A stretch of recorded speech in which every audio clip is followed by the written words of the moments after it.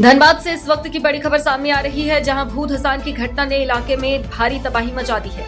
भू धसान की चपेट में आने से करीब 15 घर जमींदोज हो गए, जबकि कई अन्य घरों में बड़ी दरारें आ गई है।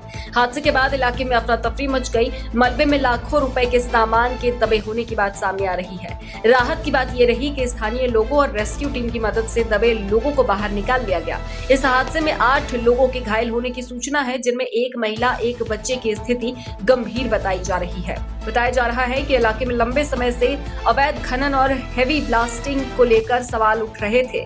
स्थानीय लोगों का आरोप है कि इसी वजह से लगातार भू धसान की घटनाएं हो रही है। धनबाद में भू धसान की इस घटना के बाद पूरा इलाका दहशत में है। अचानक जमीन धंसने से देखते ही देखते कई घर इसकी चपेट में आ गए। करीब 15 घर पूरी तरह जमींदोज होने की बात सामने आई है, जबकि आसपास के कई मकानों में दरारें पड़ गई है। लोगों को जैसे ही खतरे का अंदेशा हुआ, वे अपने घरों से बाहर निकलकर सुरक्षित स्थानों की ओर भागने लगे। हादसे के दौरान कई परिवारों का घरेलू सामान मलबे में दब गया है। स्थानीय लोगों के मुताबिक लाखों रुपए की संपत्ति के नुकसान की आशंका है। घटना के बाद राहत और बचाव कार्य शुरू किया गया। माइंस रेस्क्यू टीम भी मौके पर पहुंची और मलबे में फंसे लोगों को बाहर निकालने का अभियान चलाया गया। हादसे में करीब 8 लोगों के घायल होने की सूचना है। इनमें एक महिला और एक बच्चे की हालत गंभीर बताई जा रही है।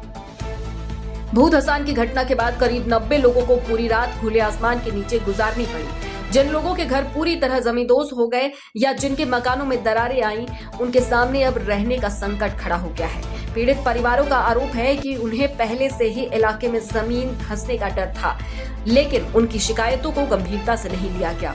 स्थानीय लोगों ने इलाके में हो रही अवैध खनन और हेवी ब्लास्टिंग को भू धसान की घटनाओं से जोड़ते हुए गंभीर सवाल उठाए हैं। लोगों का आरोप है कि लगातार खनन गतिविधियों के कारण जमीन कमजोर हो रही है और आए दिन जमीन धंसने की घटनाएं सामने आ रही है। हालांकि भू धसान की इस घटना का वास्तविक कारण जांच के बाद ही स्पष्ट हो सकेगा। घटना की सूचना मिलते ही माइंस रेस्क्यू टीम के साथ कई जनप्रतिनिधि भी मौके पर पहुंचे। वहीं घटना के बाद स्थानीय लोगों में बीसीसीएल और जिला प्रशासन के खिलाफ भारी आक्रोश देखने को मिल रहा है।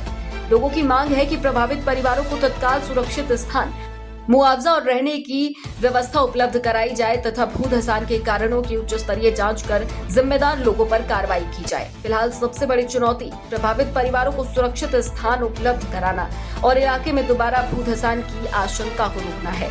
15 घरों के जमींदोज होने और दर्जनों परिवारों के बेघर होने के बाद अब सवाल सीधे बीसीसीएल और जिला प्रशासन की व्यवस्था पर उठ रहे हैं।